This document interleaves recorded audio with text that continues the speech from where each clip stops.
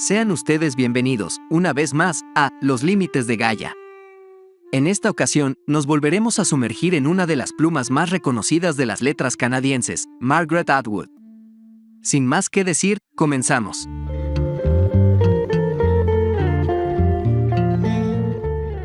Sinopsis. Probablemente una de las gestas heroicas más glosadas y conocidas de todos los tiempos, el regreso de Ulises a Ítaca nos deja también un gran interrogante acerca de la terrible matanza de los pretendientes de Penélope y sus 12 criadas. ¿Por qué se ahorcó a las mujeres y cuáles eran las verdaderas intenciones de Penélope? En un audaz e inspirado giro al relato de Homero, Margaret Atwood cede a Penélope la voz narradora que nos conduce hacia la respuesta del misterioso suceso. Su relato, colmado de sabiduría y humor, resulta inquietante, fruto de la imaginación de una autora ampliamente reconocida por su capacidad de contar historias con un elevado tono poético. La historia del regreso de Odiseo al reino de Ítaca tras una ausencia de 20 años es conocida principalmente gracias a la Odisea de Homero. Se supone que Odiseo pasó la mitad de esos años combatiendo en la guerra de Troya y la otra mitad navegando por el mar Egeo, tratando de volver a su tierra natal, soportando penalidades, venciendo o esquivando monstruos y acostándose con diosas. Se ha hablado mucho del astuto Odiseo. Tiene fama de mentiroso convincente y artista del disfraz, de hombre que vive de su ingenio, que idea estrategias y trampas y a veces hasta se pasa de listo. Lo protege y ayuda Palas Atenea, una diosa que admira su aguda inventiva. En la Odisea se describe a Penélope, hija de Icario de Esparta y prima de la hermosa Helena de Troya, como la esposa fiel por excelencia, una mujer célebre por su inteligencia y lealtad. Además de llorar y rezar por el regreso de su esposo, engaña con astucia a los numerosos pretendientes que asedian el palacio y consume los bienes de Odiseo con objeto de obligarla a casarse con uno de ellos. Penélope no solo los engatusa con falsas promesas, sino que teje un sudario que desteje por la noche, aplazando la elección del pretendiente hasta haber terminado su labor. Parte de la Odisea trata de los problemas de Penélope con su hijo adolescente, Telémaco, que se ha propuesto plantar cara no solo a los molestos y peligrosos pretendientes, sino también a su madre.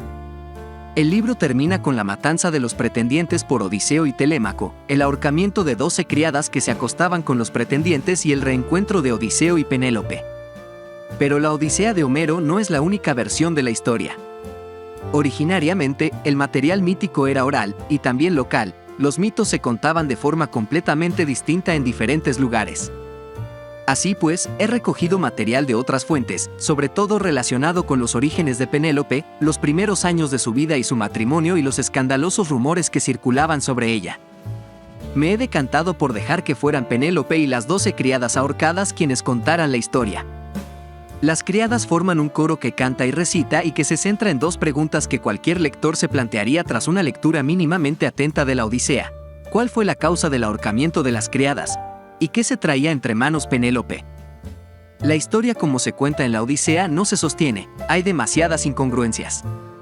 Siempre me han intrigado esas criadas ahorcadas, y en Penélope y las 12 criadas a ella le ocurre lo mismo. Análisis.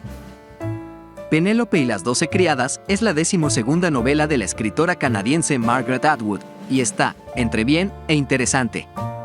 La historia arranca de la siguiente manera. Ahora que estoy muerta lo sé todo, esperaba poder decir, pero, como tantos otros de mis deseos, este no se hizo realidad. Solo sé unas cuantas patrañas que antes no sabía. Huelga decir que la muerte es un precio demasiado alto para la satisfacción de la curiosidad. Penélope está muerta, en el Hades, y dispuesta a contar su versión de la historia sobre lo sucedido mientras Odiseo estaba viajando por el mundo. En este sentido, la narración está realizada en primera persona y oscila entre la versión de Penélope y algunos pasajes narrados por las criadas. Adicionalmente, como esta narración está hecha a miles de años de distancia, se justifica, narrativamente hablando, la visión moderna con la que Penélope trata su propia historia en la obra. Esto se puede llegar a sentir metido con calzador y, aunque se justifique, se percibe un tanto panfletario tratar de enjuiciar el pasado con los ojos del presente. En un primer momento, se narra su infancia, cómo conoció a Odiseo y cómo se casó con él, o, mejor dicho, cómo decidieron casarla con él. Al respecto, la obra explora el papel de la mujer en la sociedad griega y cómo solo las mujeres servían para casarlas, tener hijos y heredar tierras y bienes. ¿Por dónde iba? Ah, sí, las bodas. Las bodas servían para tener hijos, y los hijos no eran juguetes ni mascotas. Los hijos eran vehículos para transmitir bienes. Esos bienes podían ser reinos, valiosos regalos de boda, historias, rencores, enemistades familiares. Mediante los hijos se forjaban alianzas, mediante los hijos se vengaban agravios. Tener un hijo equivalía a liberar una fuerza en el mundo. Al narrar su boda, también se realiza una crítica al desperdicio en esos eventos. Después de la boda, y finalizado el traslado a Ítaca, se realiza la narración de su vida cotidiana en el reino de Odiseo, especialmente sobre el cómo no la dejan tomar decisiones acerca de nada, ya que éstas recaen sobre su suegra y la nana de Odiseo, Euríclea. Después de esto, y de hacer un breve resumen de las aventuras de Odiseo en la guerra de Troya y su posterior peregrinaje para regresar a Ítaca, la madre de Odiseo muere y su padre se desentiende del reino. Antes de pasar a lo siguiente, vale la pena detenerse un poco sobre una relación que es bastante particular, la de Penélope y su prima, Helena. Como es sabido, el pretexto de la guerra de Troya fue el secuestro de Helena, a la que Penélope odia. Su odio no solo estriba por ser la razón por la cual Odiseo se fue a la guerra, sino por el poder que ésta ejercía en los hombres. Margaret Atwood aquí dota de cierto matiz a Penélope. Penélope desprecia a Helena por ser sumamente hermosa, manipuladora y por hacer con los hombres lo que ella quiere, cosa que Penélope nunca pudo hacer, aunque lo intentara. En una conversación entre ellas, en el Hades, Helena da a entender que se satisfacía con que los hombres se pelearan por ella, al grado de llegar a librar una guerra. Lo más interesante de esta plática es cuando la misma Helena le sentencia a Penélope que seguramente ella misma se sintió satisfecha cuando Odiseo y su hijo asesinaron a los pretendientes, a lo que Penélope no logra responder. Regresando a la historia, y con los padres de Odiseo ausentes, por fin Penélope logra tomar las riendas del reino.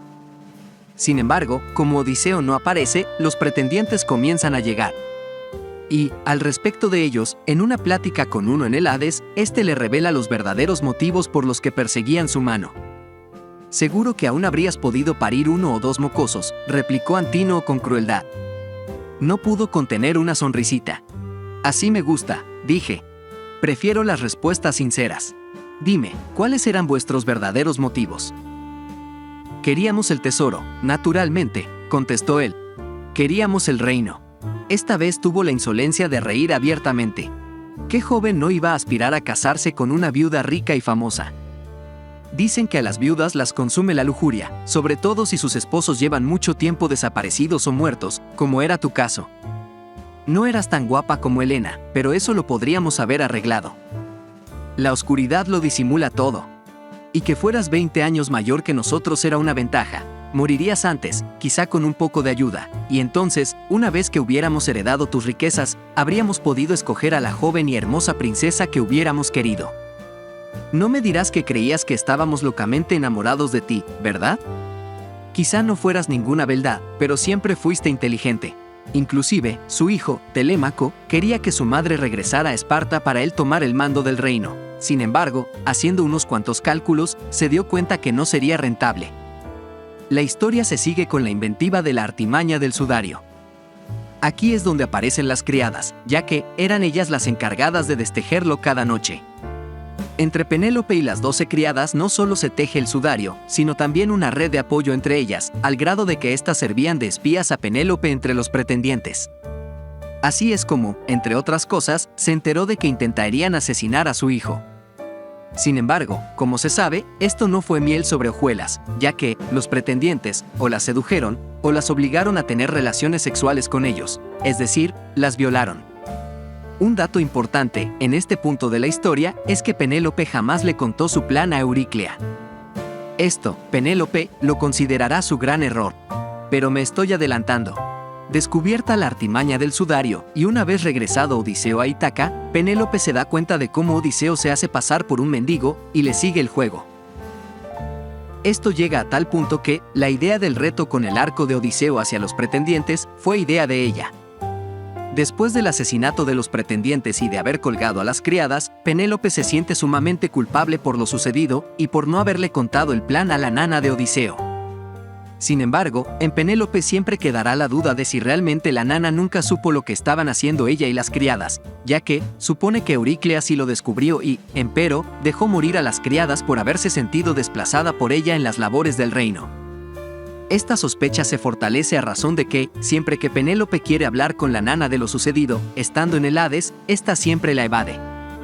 Por último, sucede el juicio a Odiseo, pero en un tribunal del siglo XXI, donde éste queda exculpado, gracias a que apeló a Zeus. Empero, siempre será perseguido por las furias griegas, en búsqueda de justicia para las criadas. ¿Por qué nos mataste? ¿Qué te habíamos hecho que exigiera nuestra muerte? Nunca respondiste esas preguntas. Fue un acto mezquino. Lo hiciste por pura maldad. Nos mataste para preservar tu reputación. Señor seriedad, Señor bondad, Señor divino, Señor juez. Mira hacia atrás. Estamos aquí, siguiendo tus pasos, cerca, muy cerca, tan cerca como un beso, tan cerca como tu propia piel. Somos las sirvientas, estamos aquí para servirte. Estamos aquí porque te lo mereces. Nunca te abandonaremos, iremos tan pegadas a ti como tu sombra, suaves e infalibles como la cola adhesiva. Las bonitas doncellas, todas en fila. Gracias por ver el video. Déjanos tu like y comenta, si la has leído, qué te pareció la lectura, o, por el contrario, si se te antoja leerla. Recuerda suscribirte al canal y activar la campanita de las notificaciones para que no te pierdas ninguno de nuestros videos. Hasta un próximo viaje literario.